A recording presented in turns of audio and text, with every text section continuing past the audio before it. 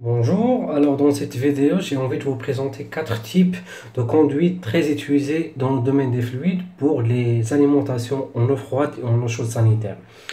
Ce qu'il faut savoir, c'est que il ne suffit pas d'avoir une note de calcul ou bien déterminer les besoins journaliers pour entamer les travaux ou bien réaliser une étude technique, pardon. Il faut savoir à quel moment et à quel endroit on va utiliser tel ou tel produit. Alors, j'ai réuni ici quatre types de produits que j'ai beaucoup utilisés. J'ai le PEHD, le PPR, le multicouche et le PER. Alors, je vais commencer par le PEHD. Alors, le PEHD il est souvent utilisé par la régie de distribution d'eau potable pour vous amener de l'eau potable jusqu'en bas de chez vous. Il est utilisé pour de l'arrosage aussi, ou bien pour de la distribution inter-bâtiment. Si par exemple vous avez un bâtiment et un peu plus loin vous avez un local technique, piscine par exemple, vous voulez faire circuler ou bien vous voulez acheminer de l'eau potable depuis votre bâtiment jusqu'au local technique, où vous avez de la terre pleine pardon, entre les deux, vous serez obligé de réaliser un tranché et de acheminer votre conduit en PEHD jusqu'à l'intérieur de votre local. On passe maintenant au PPR, le polyéthylène rendant. C'est un matériau résistant à la température et à la pression, mais attention au bon choix de la classe. En fait, les conduits en PPR sont classés suivant la pression. Vous avez du 10, du 12, du 15, du 16 pardon, et du 20 et du 25 bar. C'est-à-dire que ce matériau, ou bien ce produit-là, par son épaisseur et par sa résistance à la pression et à la température, va être utilisé pour un besoin, soit pour de l'eau froide, pour de l'eau chaude sanitaire, pour de l'eau glacée ou pour de l'eau glacée ou pour de l'air comprimé. Pardon.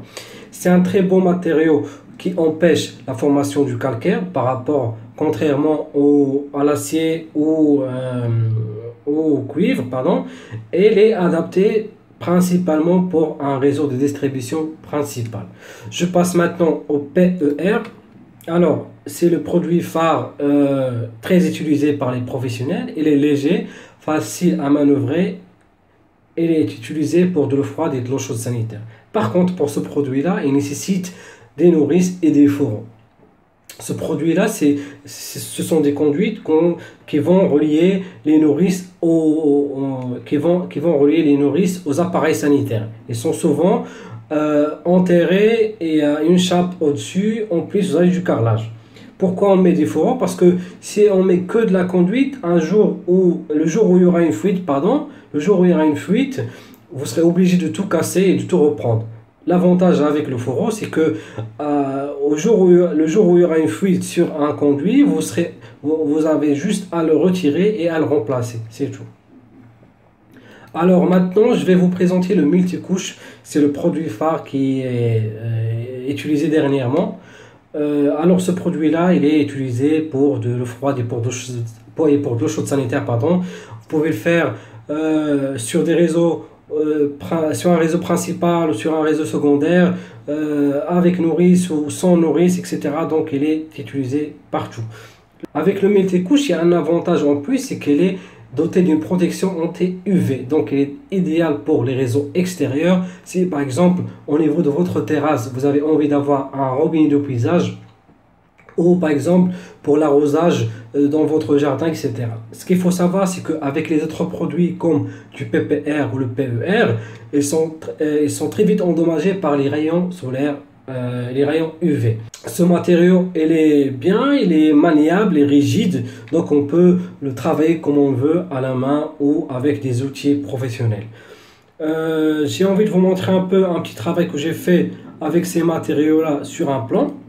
Admettons que vous avez un projet de construction de 5 bâtiments dans une résidence fermée. La régie de distribution d'eau potable va vous indiquer que vous aurez un compteur général ici. Donc l'idée c'est quoi? C'est que chaque bâtiment ici soit indépendant en eau potable.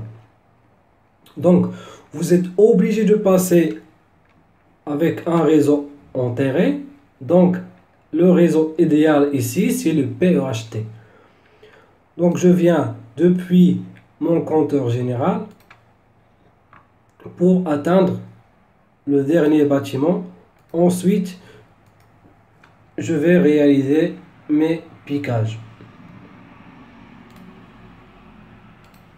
Alors, j'arrive jusqu'au bâtiment et je m'arrête avec du PEHT. Pareil ici. Pareil pour celui-là.